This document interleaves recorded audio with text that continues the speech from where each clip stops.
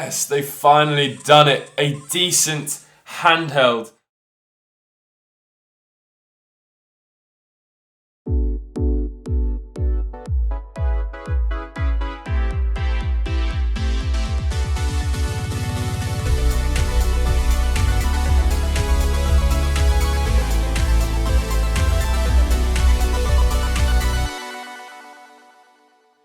Hey everyone, how's it going? Elliot here again. In today's video, we are going to be checking out the brand new Bitt-Boy. Now, I am super excited for this. Bitt-Boy actually sent this to me for free. This isn't a paid review, but I should say a massive thank you to Bitt-Boy for sending this out for me. As you will probably remember, I did actually do a review on their first revision of it. And let's just take them out and get straight into it. I think there was a lot of things that they kind of knew were wrong with this when they released it. And they decided to release it anyway, and that's not necessarily a problem because what they can do from that is ascertain feedback from end users. Now they should have maybe done some testing before actually releasing it, but they didn't, and they released it, and we ended up with something that was, relatively decent, but definitely not exceptional. So we'll have a look at the new one in just a second.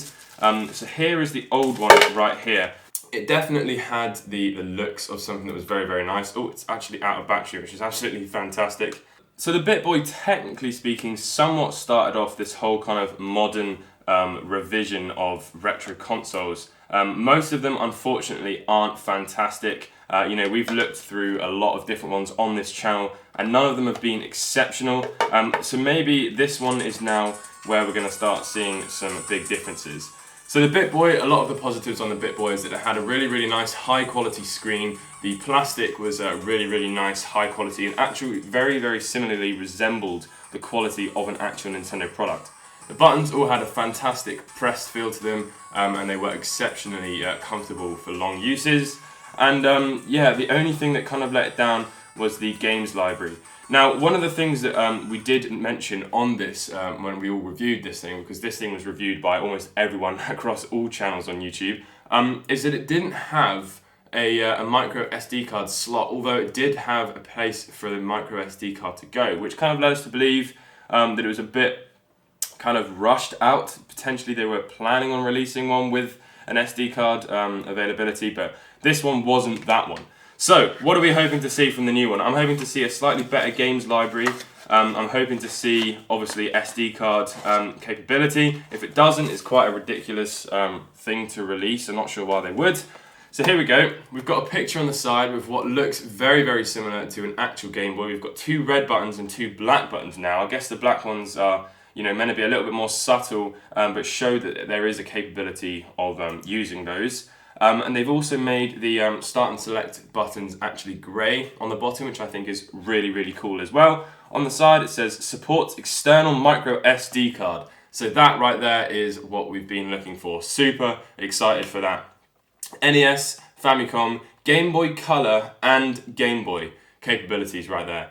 Headphone port, which it didn't have on the last one. So obviously they've really been listening to people here. There is an AV out, but not a lot of people will use that.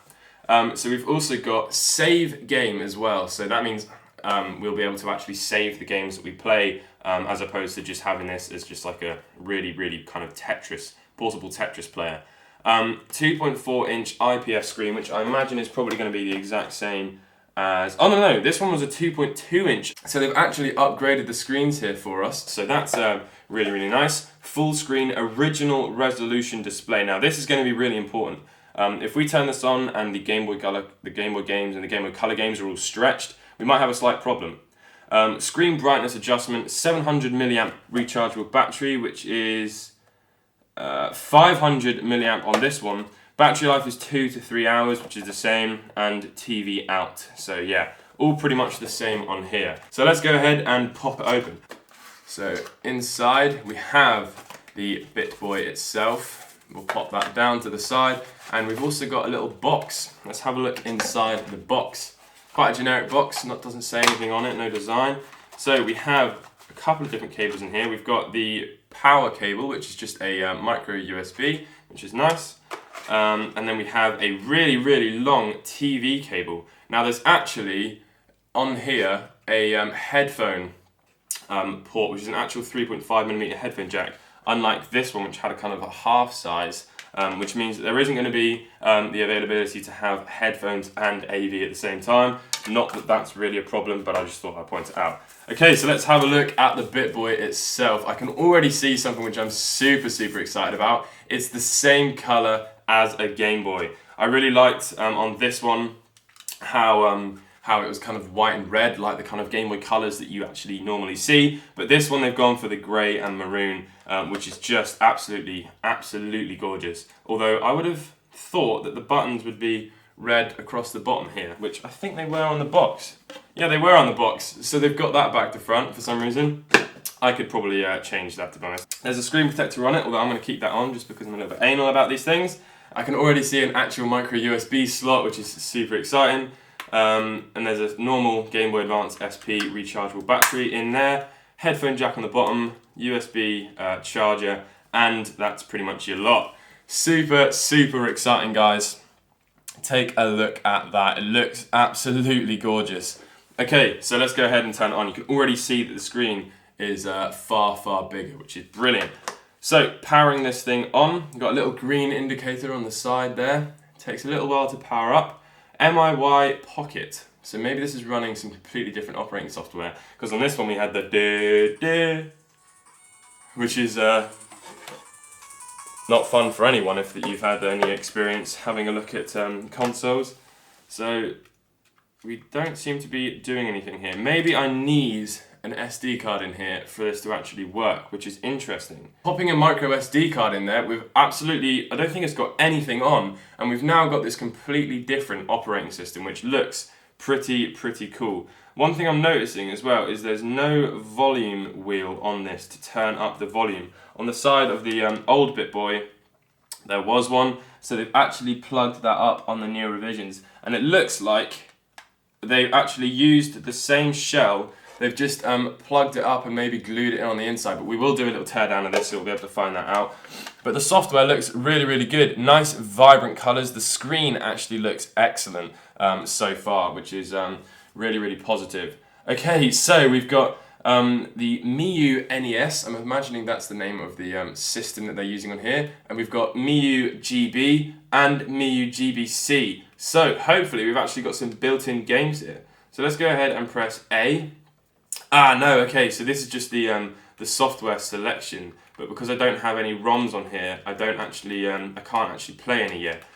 Okay, so I just downloaded some games onto this thing. Now, I didn't record any of the screen, because all I actually did was just plugged in the SD card, went onto a ROM website, downloaded ROMs of games that I already own, and just dragged them and dropped them onto the SD card, and I plugged it in, and we're ready to go. Now I should point out that I did that on a Mac, so sometimes I get like a weird file type where I have two of the games. I honestly think that's just something to do with doing it on a Mac, but it does show that it works on Mac for those of you who don't have a PC, but it's just something to bear in mind. I probably didn't do this in the most optimal way, and I haven't even tested if the games work yet. So the final thing for us to do is turn it on and start playing some of our new ROMs on this awesome $40 Bitt-Boy right now, which has SD card capabilities. Also, I should point out the size of this thing is just tiny. What we're going to do is start off with the NES games. We'll press start on that and see how we do. Instantly into the game. There was no loading. That took pretty much seconds. Although what we need is some sound. Okay, there we go. Right. One player game. Super Mario Bros. 3. Start.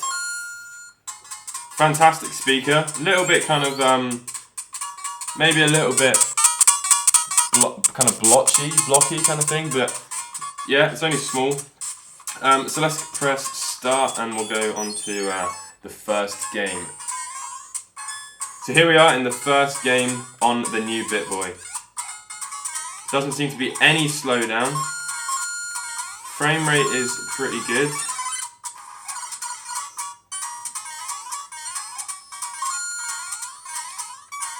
Frame rate looks pretty good, although when there's a lot going on the screen, there does seem to be a little bit of choppiness, but it's definitely not a lot.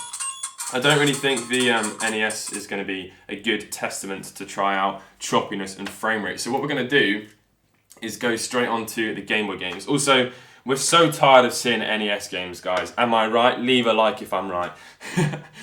So let's try the GB games. So we have Pokemon Red, Legend of Zelda, and Super Mario Land. So here we go. Pokemon Red. Off we go. Slightly different aspect ratio right now. Not something that I'm totally keen of, but the screen quality is excellent. There is actually some different options. So we can, no, so that's between the TV and display. So if we plug it in, we can actually do this now. If we plug it into the TV, we'll be able to play our games on a television. This CRT is not going to be very easy for me to actually show you the screen of, because CRTs are inherently hard to record. And there we go.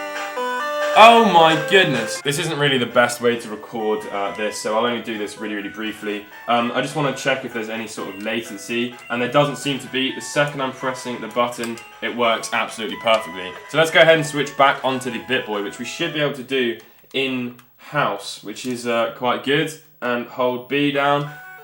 And then we're instantly back into the actual Game Boy screen, Bitt-Boy screen rather. And I should mention that it's still coming out of the speaker on this. So that is obviously just showing that the headphone port works absolutely fine. One thing I've just discovered, which is really, really useful, if you hold this R button down, if you just press the R button and you go down to mode and you set that onto default and then you hold B, it will put it to the absolute perfect aspect ratio of the Game Boy. Oh my goodness, I'm super excited on this. I just wish I could work out how to turn the volume down, because I have no idea and it's incredibly loud. I've also just worked out how to turn the volume down. Very, very clever. You hold select and you use the A buttons and B buttons, which is really good. And if you press select and use these buttons, you can change the brightness of the screen, which is just excellent. This is so incredible for $40. So we're finally into a little bit of gameplay, and I just wish I could show how high quality the screen is on this. It is really, really, really accurate. It's a one-on-one pixel display. Obviously this is a black and white game, but it's showing all the contrasted areas incredibly well. That is the IPS screen that it's using, so nice one on using that. But absolutely very responsive, very, very clear screen. So the last thing for us to do is check out some Game Boy Color games. Super excited on that. Obviously it does say that it supports a save. We press start, really nice animations on the screen.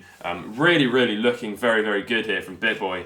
And putting it side by side, this now is almost a joke. It looks like it's something from a completely different company, for goodness sake. So here we go, Super Mario Bros. Deluxe. Lovely, lovely colours on that screen. Let me just turn up the brightness again. Super gorgeous colours on that screen. It looks absolutely outstanding. Let's go straight in, Super Mario Bros. Deluxe on the Game Boy Color emulation of the Bitt-Boy. Oh, no. It's slightly weird. See, the frame rate seems to be like kind of choppy, but then everything's super responsive and the sound sounds like there's no lag or anything like that. So it's a little bit hard to tell whether or not it's the screen like refresh rate or if it's the emulation. So I think the way to put that to rest is let's plug it back into this television real quick. Okay, so recording the screen is less than ideal, but it will give us an idea of whether or not it's the screen or if it's the actual console. And I can tell you now that I think it is the screen, because this has way less, it's not really even lag, to be honest with you. But there's less of whatever it is. I think it's just a slight frame rate problem. But then on these cutscenes, it plays absolutely fine, which leads me to believe that it could actually be a CPU-related problem. But that being said, it is incredibly, incredibly close, and it feels very, very close to playing on the original hardware itself, which is ultimately what we want the experience of playing on an emulator is going to be like. So that is going to conclude this video review of the brand new Bitt-Boy. I'm very, very happy with it. I think this is a massive, massive step in the right direction for modern handheld emulation. Super, super excited. Good job, Bitt-Boy. I really hope you guys have enjoyed this video. I'm looking forward to actually recording in my new kind of studio setup. It's just going to be a case of getting my new table. So just bear with me on that, and everything will look good. So yeah, awesome little Bitt-Boy console. Check out the link in the description below. Thanks again to Bitt-Boy to sending this for me, and I'll catch you guys in the next video. Peace.